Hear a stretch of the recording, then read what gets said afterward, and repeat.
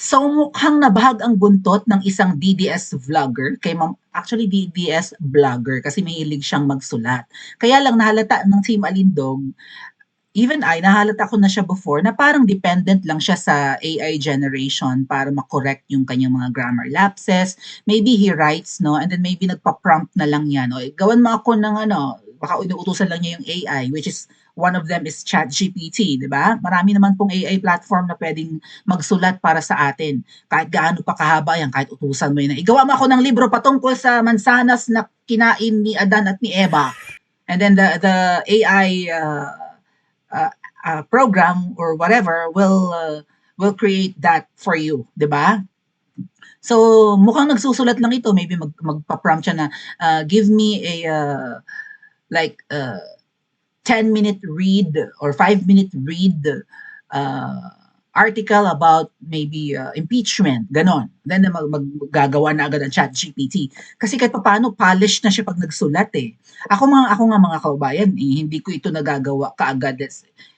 Although kaya ko magsulat in an hour, pero ilang beses ko pang i-re-read, no? Re-read, re-write, and then ganon-ganon bago ko ma-polish na kahit tapos ko nang isulat at na-post ko na, minsan kino-correct ko pa pag binalikan ko ng pagbabasa eh. So itong si Chupanga, ang galing kasi niya magsulat and nagta-trend na yung mga sinusulat nito years back. Pero kapag kayong ang pagsusulat niya ay bigla ang post sa social media, sablay talaga yung mga grammars niya. So anyway, so much for his being pagiging shady or kadudadudang vlogger. Sige na, doon siya sumikat sa pagsusulat at pagsisipsip sa mga Duterte, no? Maraming followers. So I think mga 500,000. Binlock lang ako kaya hindi ko makita. Bakit siya ngayon nagsusorry kay Ma'am Hanlet? Ano ang kanyang kasalanan? Diyan na po papasok yung usapin na parang may nahahalata kami mga kababayan ay Team Alindog and some other personalities. Marami na, hindi lang Team Alindog eh. May mga nakakalata na parang merong mga peking Duterte supporters na ginagamit lang ang mga Duterte for clout chasing para sumikat, yung iba nga po ginagamit pa sa negosyo. Pag-uusapan natin yan mamaya kasi may nakahalata na talaga dito sa mga double agents. Even Team Alpoteras. Parang ano lang, pinagkakakitaan talaga nila, literal, ang mga Duterte. Yung iba sa kanila, nag-organize ng rally, and then, syempre maraming magpupondo kasi Duterte rally yan, no? In support of VP Sara, in support of the Dutertes, in support of PRRD to be brought back home, ganyan. So marami ang tumutulong. Okay? Ngayon yung iba naman, wala, sumisip-sip lang. Iba ang kulay nila in the past and then ngayon Duterte na raw. Baka itong mga double agents, itong mga gumagamit sa Duterte ngayon ay pwedeng tik-tik ng kabila. Okay? Baka ito ay mga taga-subaybay, taga-sabotahe, right? Taga-bigay ng info kung ano ang hakbangin ng mga Duterte supporters laban sa Bangag administration or kung ano ang hakbangin ng Duterte family laban sa mga nagwawalang hiya sa kanila, particularly itong administrasyon ni Niwi. So, itong si Tio Moreno, kaduda-duda kasi. Kasi di ba, he is presenting himself as a Duterte-aligned social media personality or DDS or whatever. Pero bakit niya inaaway si Ma'am Hanlet? Si Tio at saka yung mukhang alien na akla, pumunta yan ng dahig, tama mga kababayan? Para ipakita kunwari yung suporta kay Tatay Digong. Maybe sincere sila, what do you think? Baka talagang love nila si PRRD eh. Di ba pumunta sila ng The Hague? Marami ang pumupunta dyan sa Hague, lalo na sa labas ng ICC detention facility. And since nga po mukhang limited na doon sa pinakamalapit sa detention facility ang mga Pilipino dahil nagrereklamo yung mga homeowners na naiingayan sa mga Pinoy na nandun, napapunta yung mga kababayan natin sa Duterte Street. Maganda rin naman yon kasi kahit paano daanan ng mga sasakyan, nakikita ng kung sino mga dumadaan na may mga Pilipinong nagra-rally for PRRD or nagtitipon-tipon in support of the president being held captive sa ICC detention facility. No? Kumbaga nandun, biro nyo yun mga kababayan. Okay, next month ay 11 months na si PRRD nakakulong. March 11 eh. April, May, June, July, August, September, October, November, December, January. February, mag-i-11 months na nakulong si Tatay Digong. Come March 11, 2026, isang taon nang nakapiit ang ating Tatay Digong. Hindi biro sa mga Pilipino ang magastosan at magpabalik-balik dyan sa Hague, okay, kung wala ka naman talagang datong, hindi ka makakapunta dyan. So marami namang taga-Europe, okay, ang pumupunta dyan, land travel, even yung mga taga-New York nga, di ba, or taga-US pumupunta dyan, even yung mga taga-Pilipinas. Tio Moreno rather, or Alex Dexter sa totoong buhay, na ewan ko kung ano yung eksena nung kapatid niya. It's not for me to discuss anymore. Pero kung kilala niyo siya, di ba, may alam kayo dyan. Medyo shady yung kanilang family, no? Well, pwede ko namang banggitin siguro. Meron yatang nagkaroon ng parang ano ba yan, search operation ang PNP sa bahay ni na Alex Destor or Tio Moreno. Hinahanap yata yung kanyang kapatid na di umano ay tulak ng ipinagbabawal na droga. So I don't know what's the update na sa kasong yan. Nag-live pa nga si Tio, yan si Alex Destor, also known as Tio Moreno. Nag-live siya na parang mali raw ang ginagawa ng mga kapulisan. Kasi bakit nila papasukin yung ancestral domain, ang taray naman ng term, bakit daw papasukin ng kapulisan yung kanilang pag-aari, eh wala naman silang proof or something, or baka wala silang warrant of arrest or search warrant, parang ganun ano. So, nagamit niya in a way yung kanyang pagiging vlogger, nag-live siya habang may mga pulis doon. So, kung ano man siguro yung kalokohan ng mga pulis na gagawin or kung hindi sila susunod sa tamang processes, kung ano ang dapat gawin doon, 'di ba? Kung huhulihin ba nila yung kapatid ni Tio Moreno na ito or maghahanap lang sila ng di umano'y na i-flag na ano, baka merong droga sa bahay nila or something. Okay, so umayos ang mga pulis naman sa kanilang misyon sa bahay ni na Tio Moreno na yan sa Bukidnon. Okay? So, hindi kaya totoo yung allegations na ang pamilya nila ay involved talaga sa droga? And since si PRRD ang dahilan kung bakit parang humigpit ang laban sa droga or kung kailamang panahon yun, eh, nagkunwari si Tiyong supporter ni Tatay Digong para rumesbak. Tio Moreno, nagtatanong lang naman kami, baka revenge mo to kasi si Tatay Digong meron siyang war on drugs. May oplantokhang siya. Kung panahon ni PRRD yung nangyaring pinuntahan ng kapulisan at talagang natakot kayo ng malala, yung baluarte niyo sa Bukidnon, eh, hindi kaya ito ang paghihiganti mo bilang tiktik. At sana hindi ka tiktik. Pero yung libag na sa tingin ko ay umimpluwensya ng malala sa'yo, o namatay ang jowa noon. Di umano kung si libag ay gumagamit na ipinagbabawal na dahon, dahil nga cool at meron silang culture, baka yung jowa din niya na yun na nategi ay di umano natukhang or something, nategi during the administration of Duterte, PRD, baka naghihiganti rin si libag. Right, mga kababayan? Nagkukunwari siya ngayong Duterte supporter hindi nga niya matawag ang sarili niya. Si libag, yung babaeng thinking Pinoy, gustong maging thinking Pinoy yata. So, where were we? Yeah, baka, right? Masama pa rin ang loob ni libag, yung babaeng may nakasabit ang bra. Ako ba yon? Kasi may nakasabit hindi rin bra. Pag nagla-live, dugyot na babae hindi naliligo, okay, kamot ng kamot din, suklay ng buhok.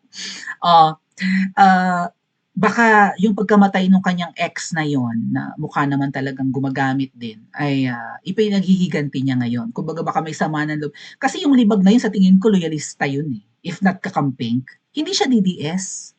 Bigla na lang siyang lumutang kasi skandalosa, maingay, epal, bida-bida, okay? So kaibigan kasi ni Tio Moreno yon. Pero ngayon nagsasagutan sila. Pinuna kasi ni Tio Moreno yung ginagawa na pagbibida-bida ngayon ng libag na yun, di ba? Pinuna siya. Walang kwenta yung ginagawa nyo. Pag-iingay lang yan and noise and wala. Pointless yung ginagawa ninyo ngayon yung pangangalap ng mga masiselang detalye ng mga DDS.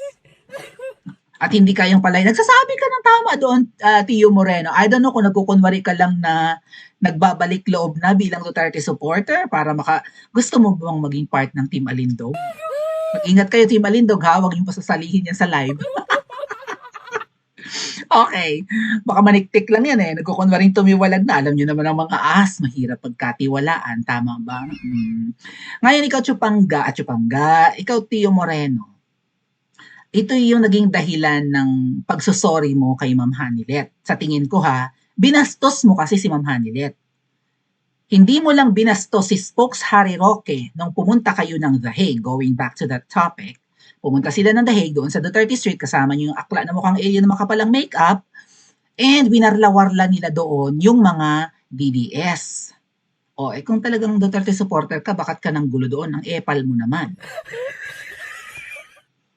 Actually, mga kababayan, meron na talagang parang faction din ang mga Duterte supporters dyan sa The Hague, hindi lang sa Pilipinas. Kumbaga hati. Okay? May mga Duterte supporters na pro Ma'am Hanilet Avancenia, and sila ay pro Harry Roque rin at pro Maharlika. Meron naman mga Duterte supporters na pro Aimee. Yun yung naging sigalot dyan, mga kababayan. Hindi gusto ni Ma'am Hanilet si Mangga dahil puro raw ek-ek. Nagalit ngayon itong sina Tio, sina Libag, kung sino-sino pa yung Team Alpotera. Nagalit bakit tinawag na ganong ek-ek. Ngayon, hindi lang pala yan ang dahilan, mga kababayan. Kaya tinatawag silang Team Alpotera at luckily tumiwalag si Tio sa kanila. I hope it's true. Dahil yung Team Alpotera na yun ay sumasamba kay Alpot. Itong Alpot na part dati, itong babae na part dati ng administrasyon ni Pangulong Duterte. Takang-taka kami bakit lagi siyang nakakadikit or bakit lagi siyang kabuntot. Ang akala nga namin dyan kay Alpot na yan, mga kababayan, yung babaeng mukhang lutang din, okay? Mukha talaga siyang lutang, para siyang syunga, mga kababayan. Nagtititiktok yan sila, nina Libag, nina Alien, isa pang babaita na mukhang tao rin sa Kamangyang. Nagtititiktok sila, mukha siyang syunga. Pero yung babaeng yan ay mukhang inilagay or binigyan ng trabaho under PRRD's administration noong 2016 hanggang 2022. Binigyan niya ng trabaho dahil nga parang, bakit ba? Maybe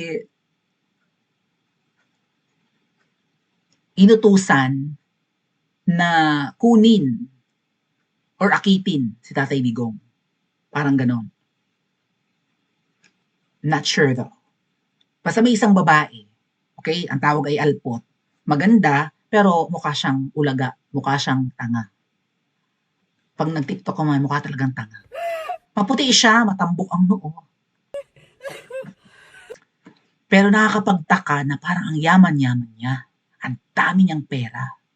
Even yung mga nasa Hague na mga Pilipino, mga kababayan, sa kanya pa namamasko. Nagtataka rin, biro mo yun, nasa Pilipinas yung Alpot. Pero yung mga OFW sa the Netherlands, sa kanya namamasko.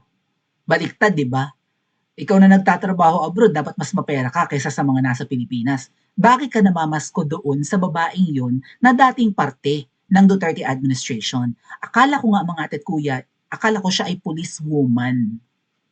Akala ko PSG yan. Okay? Tapos biglang sabi nurse daw siya. Ba't naman naging nurse? Okay, nurse ba? Akala ko talaga PSG. So kung PSG siya, ibig sabihin sundalo siya. Eh ang bihis naman niya before, laging parang pang sundalo. Okay? So sabi ko, ang ganda naman ng pulis na ito or ang ganda naman ng sundalo na ito kasi ang PSG ay AFP, mga kababayan, Armed Forces of the Philippines. Yun na talaga ang unang alam ko na namin na siya ay PSG. Para bang lady guard tuloy, security guard pero maganda. So sabi namin, ay, di ba sabi ni VP Sara, magaganda ang mga at mga gwapo ang mga PSG ni PRD. Yung kay VP Sara magaganda naman. Yeah, or maybe hindi kagwapukan, mga ganon, yung mga bodyguards being the vice president. So, sabi namin, kapag nakikita yan sa mga pictures, sa mga videos, di ba, pag may mga lakad si Tatay Digong, laging kasama siya. Sabi namin, siguro PSG yan, bodyguard yan. Kasi lagi siyang kasama eh. So, hindi pala siya PSG, nor a nurse.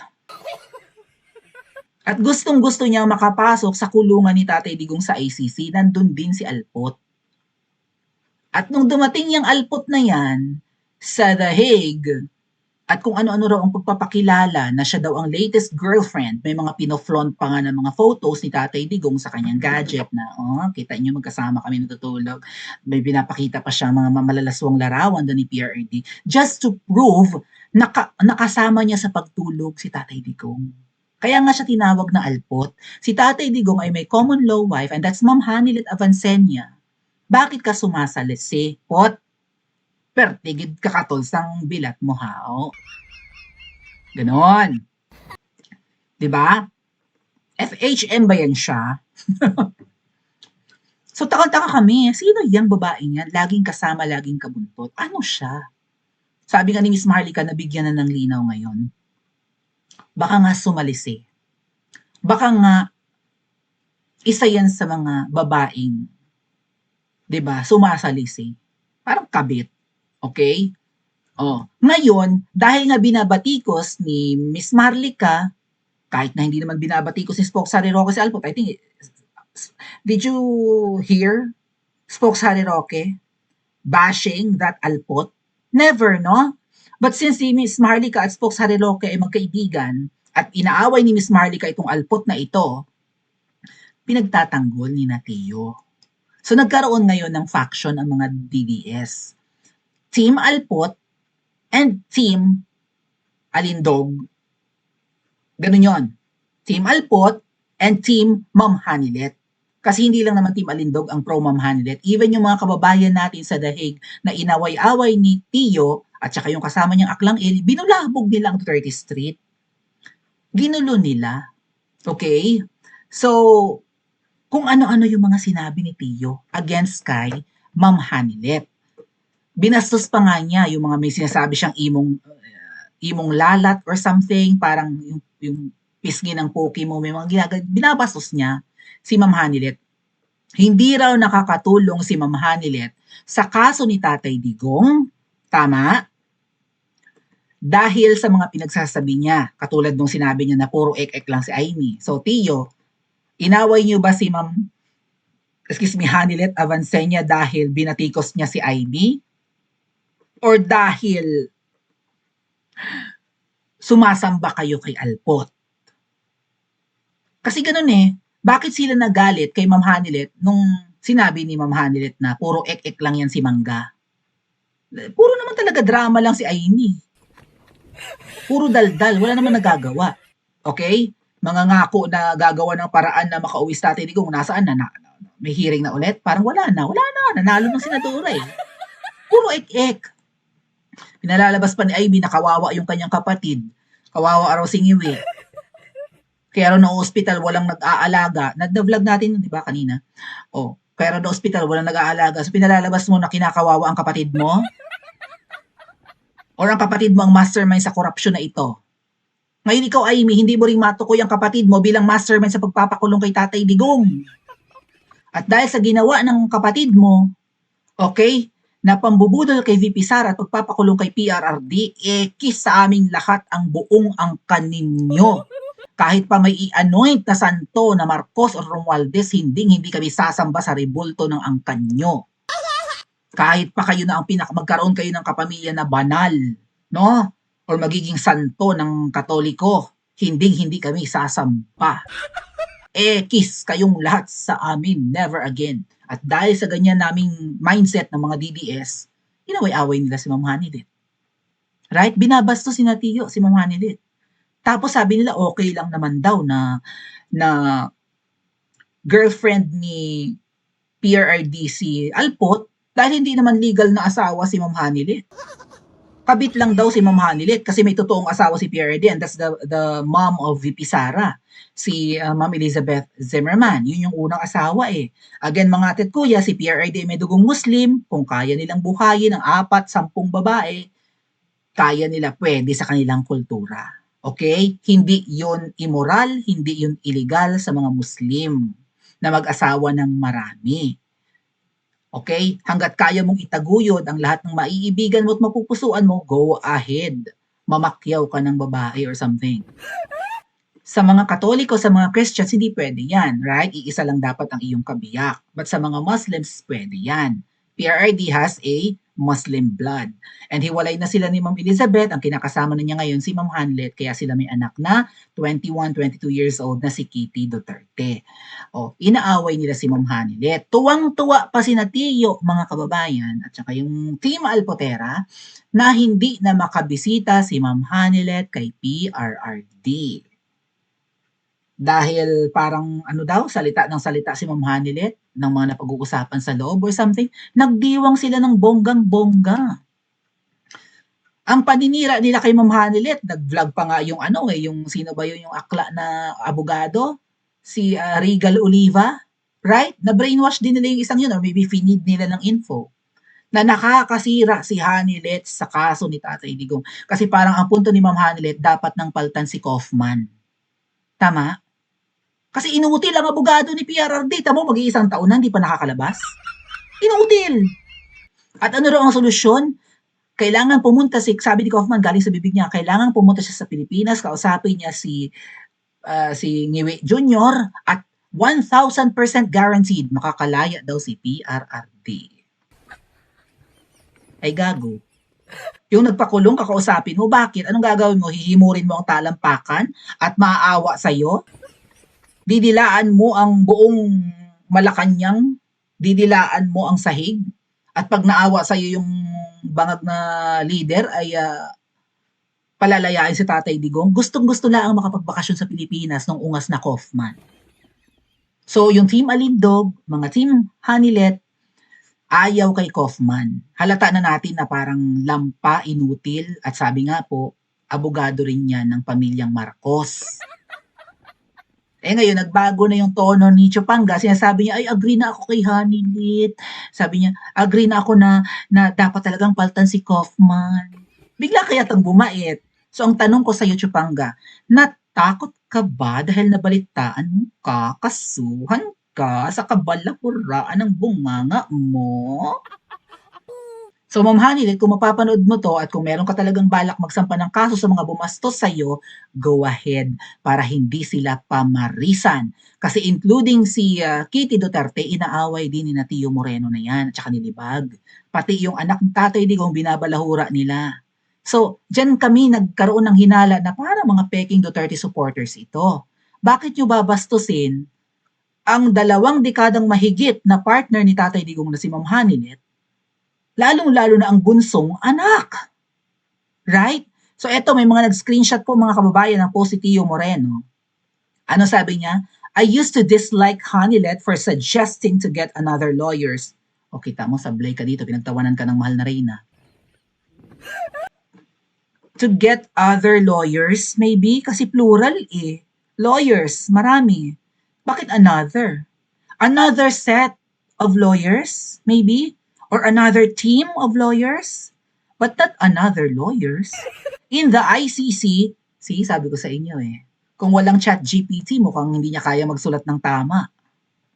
Pero kapag ka nag-post yan ng mahabang article, let's say for example, mga 5-minute read na article, more or less, talagang polished.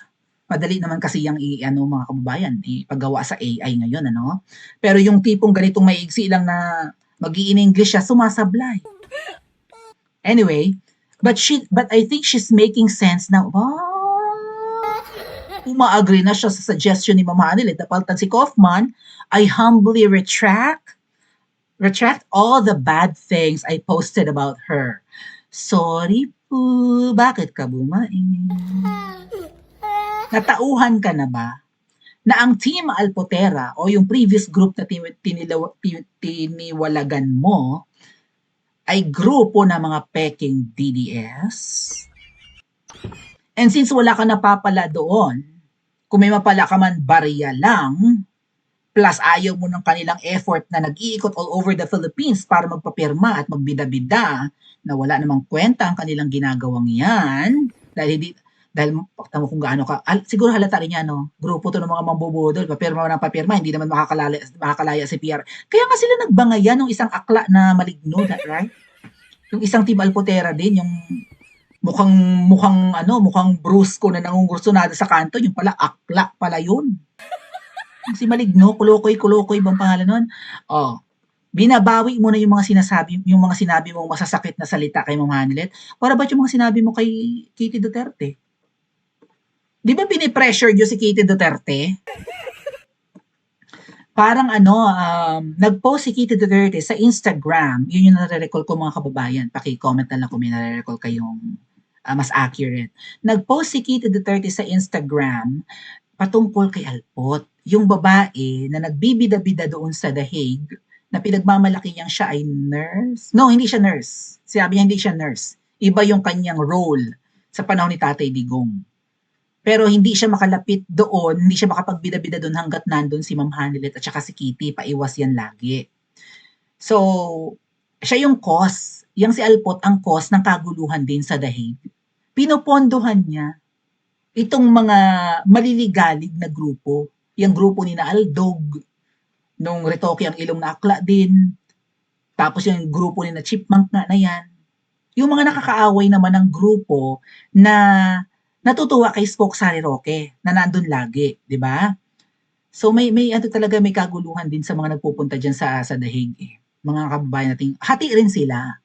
Yung iba, yung mga grupo na sumasamba rin kay Alpot diyan sa The Hague, mukhang pinauulanan ng biyaya ni Alpot. Kaya siya ang parang pinagmamalaki nga niya na siya yung girlfriend. Na kapag nakalaya raw si Tatay Digong, sa kanya uuwi at hindi kay Ma'am Hanilet.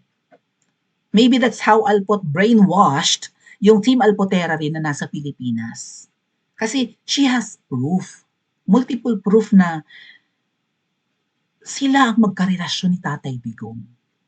At kaya siya tinawag ni Miss Maharlikang Alpot, or puta-puta, or Makati, talisigang, ay dahil dalawa na nga yung partner ni PRRD at isiwalay na sa una, tapos sumasalis siya, given lalaki si Tatay Digong. Right? Hanggat may palay na willing magpatuka, tutuka talaga ang manok. Tama, mga kababayan.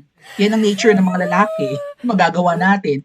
Maybe, siya talaga ay baka nagkaroon sila ng special moments ni Tatay Digong.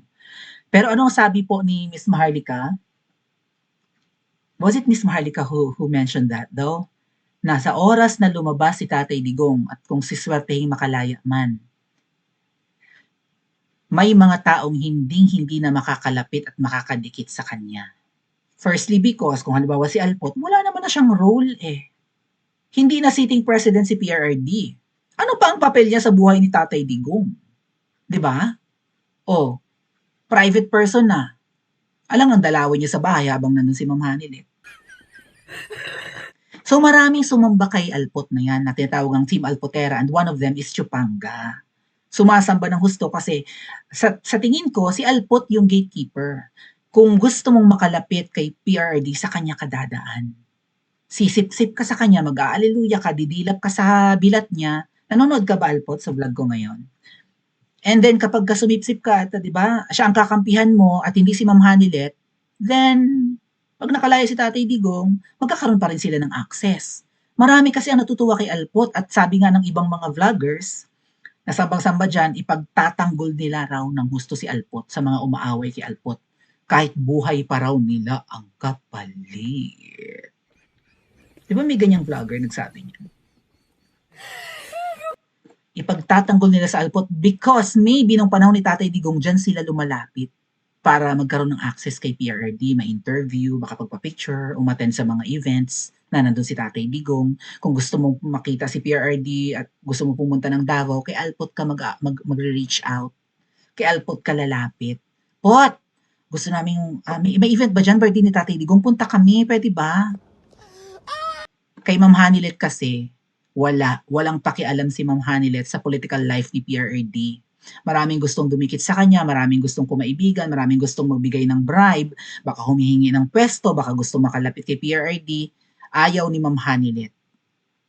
At dyan nag-take advantage si Alpot. Okay? Di ba yan yung role niya raw?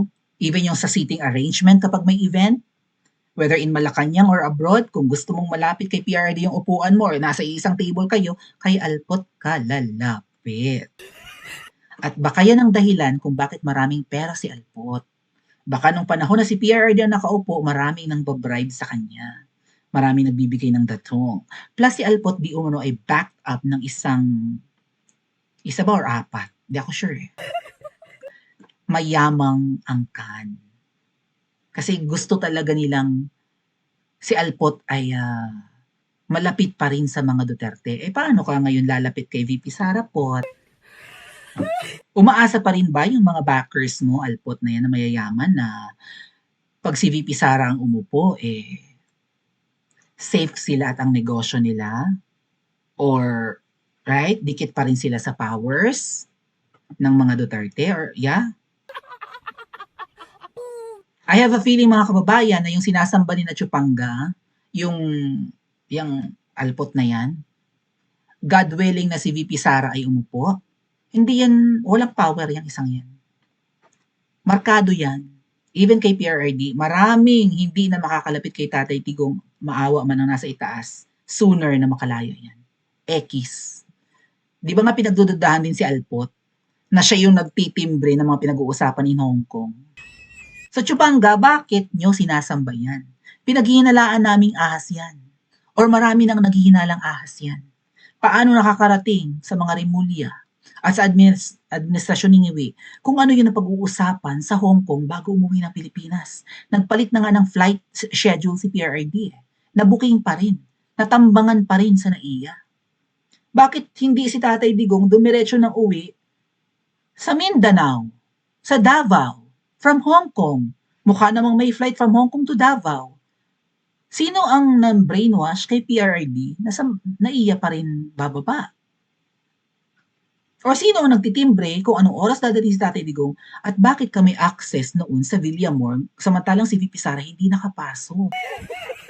So marami kaming nagdududa na itong si Alpot ay parang tik-tik, parang Judas, parang Trojan, and yet pinagtatanggol ni na Chupanga. Ngayon nagsusorry ka kay Ma'am Hanilet. Hati kasi mga kababayan may Team Alpot, may Team Hanilet. Ngayon nagsusorry siya kay Ma'am Hanilet. Bakit nga? Natatakot ka bang makasuhan? Ako na nagsasabi sa iyo, Tio Moreno, malakas ang ebidensya laban sa iyo. Kasi kita naman yung mga pinagpo-post mo sa social media. Kita naman may mga screenshots ng mga nag-reply mo sa comments. Anyway, ito pala yung pagko-correct ni Mahal na Reyna kay teka, ito ba yun? Saan ba yun? Teka. Nasaan yung post ni Mahal na Reyna? Sandali lang ha. Meron pa ako nakitang isang comment na parang parang nagsusumamo si Chupanga na iparating kay Ma'am Hanilet yung kanyang pagsusorry o yung kanyang pagsisisi. Nasaan yung post ni Mahal na Reyna? Ayun, yun. Same same post mga kababayan. Ito at least daw hindi na siya ChatGPT sa post na ito. Ayan in fairness kay kay Tio Moreno, hindi na siya ChatGPT. Kasi that's not how ChatGPT writes, Tio Moreno. Hindi polished. Mali-mali ang grammar. Even the punctuation. Right? Punctuations ng post mo, capitalizations and all that. So that's how you write without AI, Tio Moreno. Kaya ka nabubuking na pretentious ng Team Alindog. Iba ang post mo ng biglaan sa post mo na mahaba. But aside from that, eto nga po, saan ko ba mahanap yung chat ni Tio Moreno? Teka lang ha. Saan na yun? Okay. I-share ko lang sa inyo ang kanyang pagsusumamo parang ang liit pero kaya ko namang basahin mga kababayan. Alright, babasahin ko na lang sa inyo. Ang liit kasi I believe you are already forgiven. Sabi ng part ito ng Team Alindog si Kate dati. I believe you are already forgiven. Di naman nagtatanim ng galit si Ma'am Hanilet at Kitty sa'yo, Chupanga. Hindi naman mapagtanim ng galit ang mag-ina, yes, pero kung akong tatanungin mo, Ma'am Hanilet, kung masisilip mo ang live ko, puruhan mo yan. Para hindi pa marisan. Private kayo at ang naging cost nito, nasira ka pa. Pinalalabas kasi Ma'am Hanilet na nasabotahe mo ang mga steps ni Kaufman. Kumbaga ayun nagko-consult daw sa ibang lawyers si Ma'am Hanilet, 'di ba? Siyempre kakausapin ni Ma'am Hanilet si Attorney Harry Roque. Si Harry Roque ay international lawyer, alright? At Pilipino. Mas may pagtatanggol nga, mas magaganda pa nga yung sinasuggest ni Spokes Harry Roque kaysa kay Kaufman na yan, eh. Dahil kung hindi inutil si Kaufman, hindi aabutin ng halos 1 taon si Tatay Digong sa kulungan. Nagawa na siguro ng paraan yan kung talagang di kalibre at masipag at hindi babagal-bagal yung animal na Kaufman na yan. Tama mga kababayan? Ang sagot ni Tio doon sa nag-comment ay, salamat po, pakisabi sa kanila. What? Bakit hindi ka makapag-reach out kay Ma'am Hanilet? Or kung mag-reach out ka man, hindi ka sinisin?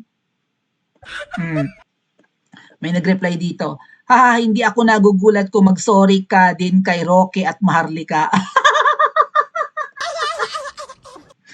Sabi niya, di huwag kang magulat, tanga ka ba? O, kita mo, lumalabas na naman ng di ba mayabang siya, maldito talaga ako.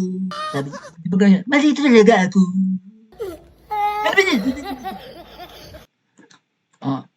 Di huwag kang magulat. Na-imbier na si Tia Pangga. Mag-sorry ka na po, sabi ng isang netizen. Tama ba ang comment ko? O tama ako? Ang dami mo din sinabi kay Roque ha? Masakit kaya yun? Kaya mag-sorry ka na. Para bati-bati na kayo. Huwag kang magalit, Chupangga. Ano yan eh? Hindi ka binubuli nitong nag-comment na ang pangalan ay, I think, Joy Varona. Spelled backwards, mga kababayan. There's a netizen na parang Joy Varona ang pangalan. Sabi niya, hindi na ako magugulat kung mag-sorry ka rin kay Roque at Maharlika. Even sa Team Malindo, mag-sorry ka, Chupangga. Ano yung reasons mo nun? Kung bakit inaway mo si Ma'am Hanilet at si Kitty. Siyempre, pagtatanggol namin. To our minds, kaming mga DDS, okay, bakit mo aawayin ang anak ni PRRD at ang kanyang long-time partner, common law wife, na si Ma'am Hanilet? Siyempre, pagtatanggol namin yung mag-ina. Mahal ni Tatay Digong yun. Again, Tio, naiintindihan namin ang dinanas ng mag-ina. Sila yung most traumatized. Tama mga kababayan? Yung mag-ina, si Ma'am Hanilet at si Kitty, sila yung sobrang na-trauma sa ginawang pag-kidnap kay PRRD. And yet, wala kang empathy, inaway-away mo pa. Kita mo kung paano hinaras sila sa Villamor Air Base, kung paano sila lumaban, kina Torre, kung gaano ka-physically and emotionally draining yung araw na yun, na inabot na ng gabi, huwag lang mabitbit si Tatay Digong. May pinukpok pang araw si Ma'am Hanilet na pulis ng cellphone sa noo. Di ba may minamaga noo? Para lang huwag matangay si Tatay Digong, tas aaway-awayin mo ng ganyan ng mag-ina. Anong dahilan? Ito ba yung pagpapakatanga mo sa pagsuporta kay Alpot? And since baka may iba kang napapala, may hindi pa nga ako pinapakita sa inyong mga kababayan na kini-question talaga nila itong source ng lifestyle ni Chupangga. Bakit ka nakakapagpasok social met maya ka nagta-travel abroad, wala ka namang karir, wala ka namang trabahong malinaw. Umaasa ka lang naman sa kita ng Facebook posts mo or sa social media. Paano kang namumuhay ng mga ganyan? Kasi sinabi mo pa na ikaw ay binabribe ni Tambaluslos pero hindi mo tinanggap, nagsumbong ka sa mga Duterte. Kung hindi mo tinanggap yung bribe sa'yo ni Tambaluslos, what about yung offer ng Mangga? Kung magkalaban si Mangga at si Tambaluslos, hindi po talaga tatanggapin ang offer ni Tambaluslos. Biro nyo mga kababayan, 100K a month. For 6 years, lump sum, si Chupangga ang may sabi niyan. Makukuha mo ng buong buo, 100K a month, para sa buong 6 years na hindi ka babatikos kay Tamba. Bahala kang balahurain si Ngiwi, si Aimee, kung sino-sino. Huwag mo lang babalahurain si Tamba. Huwag mo lang aatakihin. Ganyan ka influential si Chupangga because he has like 500,000 followers alone on Facebook. Kung totoo may offer sa kanyang 100K a month. 1.2 million yan sa isang taon mga kababayan. And that's for 6 years. Or hanggang 2028 kung hindi man 6 years. Huwag niyang aatakihin.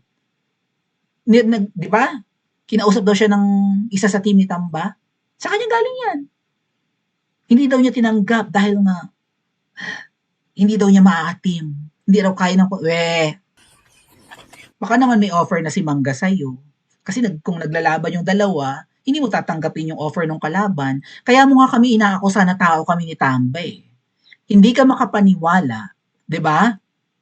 Na inaatake namin si Mangga nang wala kaming backer. Na kami ordinaryong mga DDS lang. So naniniwala ka at inakusahan mo pa nga akong binabayaran ako ni Tambaluslos, ni Martin Romualdez. Kahit wala kang proof. Just because inaatake namin si Mangga. Dahil naniniwala kami kay Ma'am Hanilet na puro ek-ek lang yang isang yan. Tapos ngayon magsosorry ka? Kung marami ka ng datong, kaya mo ito. Kung kakasuhan ka man. So ang tanong ko sa inyo mga kababayan, dapat bang iproso ni Ma'am Hanilet ang pagsasampa ng kaso doon sa bumastos sa kanila at nanira sa kanila ni Kitty para huwag pamarisan? Pa-comment niyo po sa comment section at panoorin ang susunod na video.